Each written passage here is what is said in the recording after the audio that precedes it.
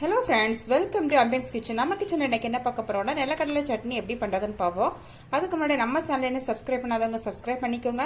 அப்படியே பக்கத்துல இருக்கிற பெல் பட்டனை அமர்த்திக்கோங்க. அப்பதான் நம்ம அப்லோட் பண்ற எல்லா வீடியோ உங்களுக்கு உடனுக்குடன் கிடைக்கும். வாங்க எப்படி பண்ணலாம்னு பாப்போம். நிலக்கடலை சட்னி பண்றதுக்கு ஒரு வாணலியில நான் 1/2 கப் நிலக்கடலை வறுத்துக்கிறேன். தேவையான பொருட்கள் லிஸ்ட் பாத்தீங்கன்னா டிஸ்கிரிப்ஷன் பாக்ஸ்ல கொடுத்திருக்கேன். நீங்க பாத்துக்கலாம். இப்போ இத நல்லா வறுத்துக்கலாம்.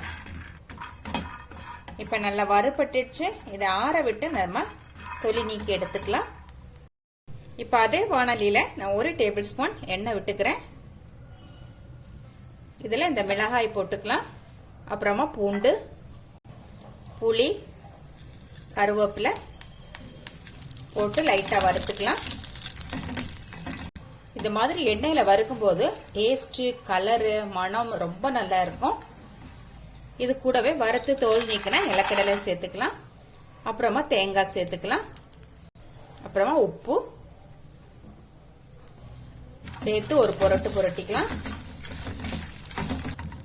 எல்லாம் சேர்த்து ஒரு புரட்டு புரட்டியாச்சு. இப்ப ஸ்டவ் ஆஃப் பண்ணி கொஞ்சம் ஆற விட்டு இதை கிரைண்ட் பண்ணி எடுத்துக்கலாம். ரொம்ப ஃபைன் பேஸ்ட் எல்லாம் ஆக வேண்டாம். ரொம்ப போட்டு கிரைண்ட் பண்ணக்கூடாது. எண்ணெய் பிரிஞ்சு வரும் நிலக்கடையில உள்ள. சோ ரொம்ப குறகுறப்பாவும் இல்லாம ரொம்ப ஃபைன் பேஸ்டாவும் இல்லாம அந்த மாதிரி ஒரு 90% அரைச்சு எடுக்கணும். ஓகே, இப்போ அரைச்சாச்சு. பாத்தீங்கன்னா இந்த மாதிரி கன்சிஸ்டன்சில அரைக்கணும். இருக்கட்டும்.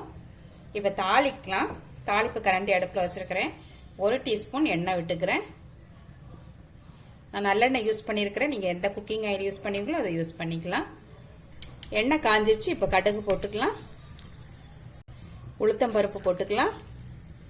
ஒரு துண்டு காஞ்ச மிளகாய், அப்புறமா கொஞ்சமா கருவேப்பிலை. இப்ப சட்னியில கொட்டிட வேண்டியதான். ஓகே ஃப்ரெண்ட்ஸ், இட்லி தோசைக்கு தொட்டுக்கிறதுக்கு ரொம்ப அருமையான நிலக்கடலை சட்னி இப்ப ரெடி ஆயிடுச்சு. இந்த ரெசிபி உங்களுக்கு பிடிச்சிருந்தா அம்பியன்ஸ் கிச்சனை சப்ஸ்கிரைப் பண்ணி, லைக் பண்ணி, ஷேர் பண்ணி, கமெண்ட் பண்ணுங்க. மீண்டும் நல்லதொரு ரெசிபியோட உங்களை சந்திக்கிறேன். பை.